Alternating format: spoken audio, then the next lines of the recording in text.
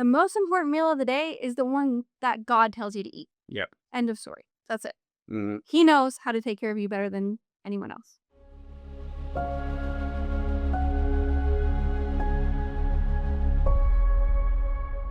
Welcome back to Fasting Food Faith. I'm Brianne Sims, RN. I'm Dr. Sam Sims, nurse anesthesiologist. It's January. It is. Unless you're watching this one, it's not January. It's January here. Yeah. That's important to know for our topic today, which is actually going to be a 3-part series. We're talking about how to prepare for a fast. There's 3 parts to this because there's 3 parts to every person: your body, your mind, and your spirit. And so we're going to start with preparing your mind for a fast. And the reason that we're starting with this is because fasting is like 90% mind and spirit and 10% what you do with your body. Like your mind and your spirit drive what's going on in your body and what you're doing with your body. You direct your body. Your mind and your spirit direct your body. So that's what we're going to start with. Because when we first started fasting, the mental hurdles that we had to jump over was the hardest part about fasting. I agree. And so that's what we want to address first, is to help you overcome some of those mental hurdles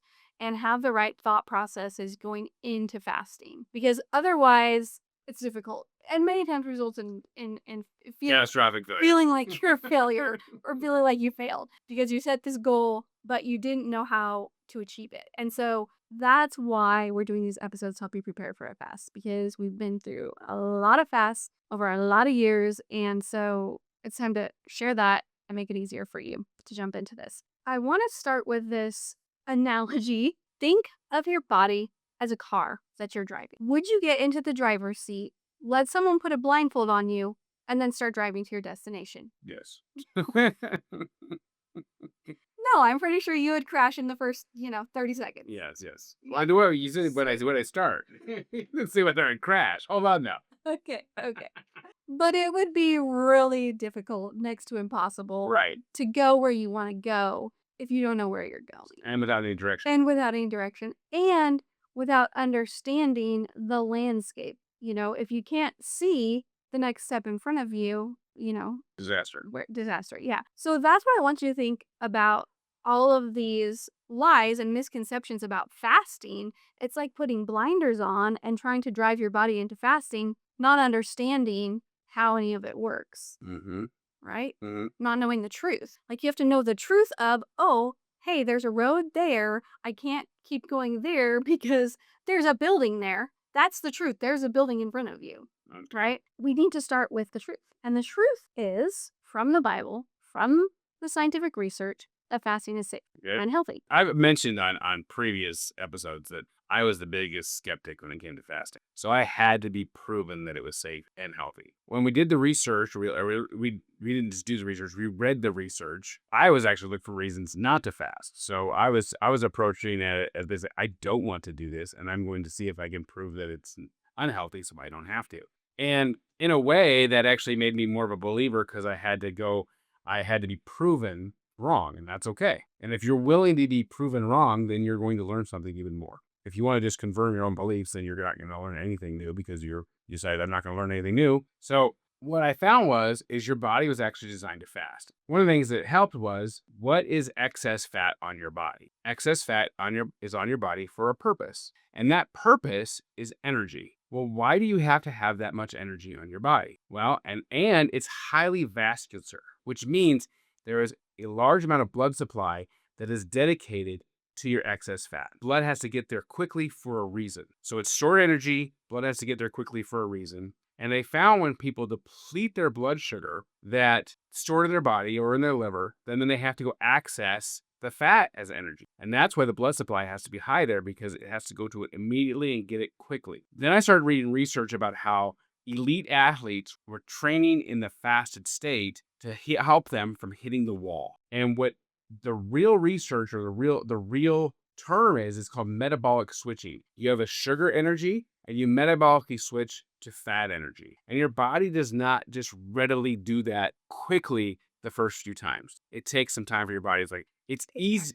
It takes practice. It takes time. Your body gets better at it. And so now that we've been fasting for a long period of time, I will switch almost immediately from sugar energy to fat energy and will not even notice it. And that's what these elite athletes were doing, so they didn't hit the wall anymore because they have stored fat on their body, and when they were running, they had only ever trained their body to run on glucose energy, and their body had never trained to make that metabolic switch quickly, and they would just crash. And then they had people who were fasting for days, and they were looking at their biological markers and their aging markers and cancer cells and autophagy, which eats bad cells, that gets rid of loose skin. All these things started to show that actually fasting was what your body was designed to do.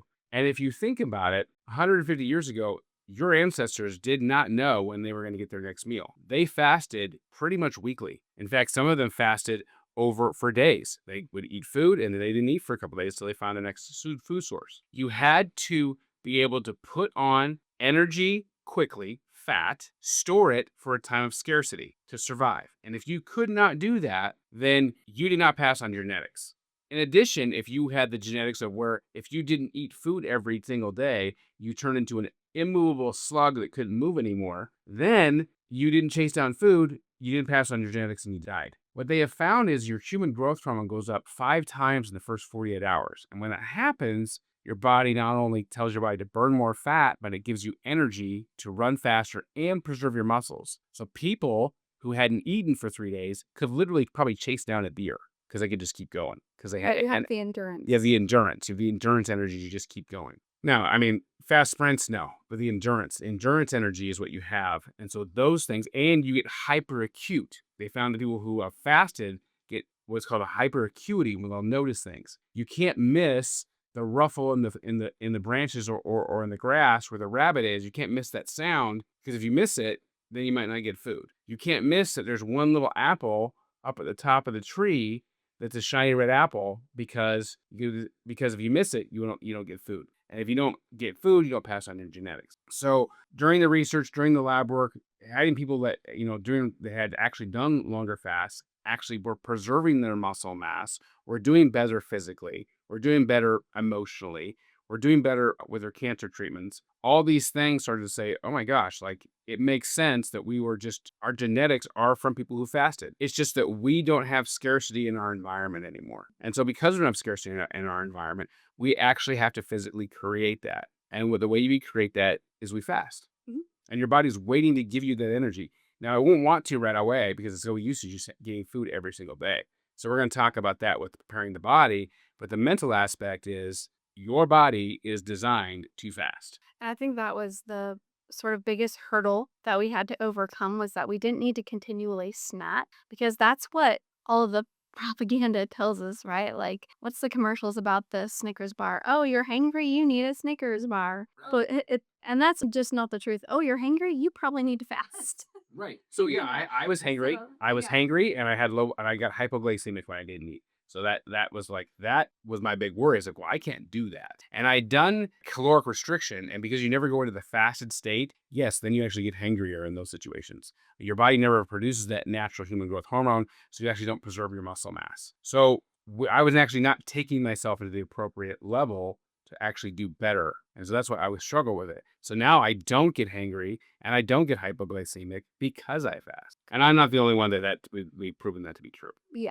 exactly. And so when we first started fasting, I remember going to like walking by the kitchen and like having the thought, oh, I'll just see what's in there to have a snack. And then having to retrain my brain, like, why do I think I need a snack? I'm not even hungry just because I walked by it. It was like that continual prompt of just like input, input, input, Mm, in it, food in.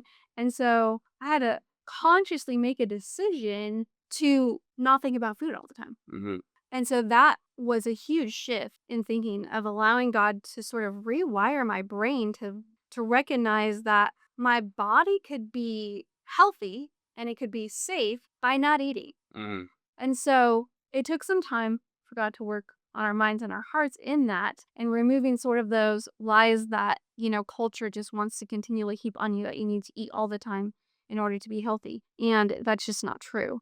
And we find that in all of the scientific research and throughout the Bible, God called people to fasting all the time. Your ancestors did not eat. Specific They reasons. did not eat 6 times a day. They did not do that. Did not happen. No, that was definitely not the case. So, Your genetics are not from people who ate who ate all the time. Now, right.